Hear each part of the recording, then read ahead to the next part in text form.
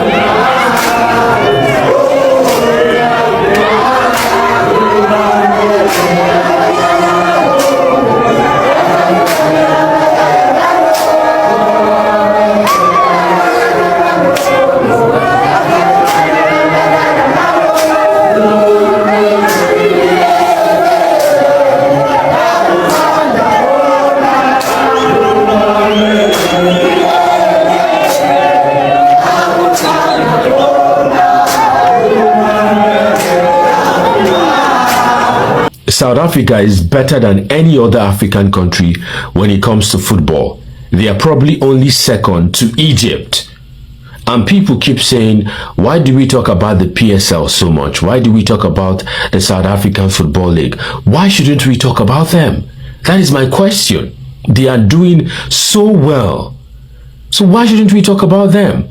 And the amount of support that the South Africans give to their league, to their own indigenous football is absolutely beautiful to see. I mean, I had, multiple conversations with a lot of South Africans, and I'm telling you, they place a lot of value on their own football than any other sport, than any other football league in the world. And I asked this question, and I said, look, if you have Real Madrid playing FC Barcelona in the Champions League final, and you have the Kaiser Chiefs against Mamelodi Sundowns in the CAF Champions League final, which one would you watch? Guess what? They picked their own team. Can any other African country say the same? So yeah, this is why we talk about South Africa. This is why we talk about the PSL. And you do not have to be South African for you to appreciate what they are doing in their football league. And this is to encourage any other African country. Okay? Watch your own local leagues. Have a favorite football team in your own national leagues. Give support to your teams. Because if you do not, trust me, no one is going to do it for you? Amajitas, a fruitful competition for our brothers somehow. Yeah. I think first I want to give credit to Egypt that they were able to come up with this in a little spare of time that they were given by CAF, and I think we're happy that they hosted us. Yeah. And then the congratulations, like you said, for South Africans, I think that's the look at I diagnosed the South African side. I look at a properly coached side. If you look at the way the setup and the way they had their results from the group stages down to the final, they look like a properly coached side. What they do is they try to conserve everything that they play, and then they punish you when they have the time to. Now the goal came in the 70th minute. It was similar to almost the same time that they scored us. Yeah, you understand? So it shows that they will allow you to do whatever you want, absorb the pressures and everything. Deal with you. So I think they know what it means to always make use of your opportunities. So I felt like the Moroccans were wasteful yesterday. They had the best of the chances. They were wasteful for the goal. Then they got punished for it in the 70th minute. But I think South Africans are well deserved winners. No doubt about that. You can see what they are doing, how they are doing in their league, and how it has actually affected what we saw yesterday. No doubt the Moroccans also tried. I think their good athlete Aloui was the best performer, like I said, 18 saves in this tournament, which is fantastic. So I think South Africans were deserved winners. Thank you very much, in a season that we call breaking of records, we have seen clubs that have never won anything, winning things and everything. South Africa, I think, is part of it. Sorry, I'm not trying to go into that angle. You understand? So I think it's a good thing that South Africa has clinched their first under 20 AFCON tournament. Everything. And there's something that actually shook me. Aside from their defense being that solid, their attack, their goalkeeper being solid, 9 goals across the tournament. I think it's a good one. Yes, we talk about how this their setup, and I think the difference between the South African and the Flying Eagles of Nigeria is just personnel, which the coach for me is the manager, because I see based on quality, player for player, I feel like there's no much difference. But it's the fact that their coach was able to harness the quality of his players that he had. Okay, take for example April. April comes in from the bench, no matter how good he is, because he knows that this guy is good when my opponent is weak. Yeah, I'll run them on. You get. He has about 3 goals in the tournament already. But our own, he will put you first out. We don't know when to start, who to remove, anything. He doesn't know. That was just the difference. The South African coach did his due diligence. He knows his players. Look at the wonderful goal. Look at our backline. Okay, I think before the game against Nigeria, I sat here. I said, "Man, I've looked at this team. Look at how they play. I felt like they were going to win, and it did. They did win. They had won before that game. They won 3 games in their 3 matches. We only one win. Okay, this tournament now we won only 1 game. 1 match, 90 minutes. Yeah, 1 game. 1-0. Meanwhile, the South African side won 5. What do you want to compare? Deserving winners. Deserving winners, for God's sake. If they don't win, then it means God is not telling the truth.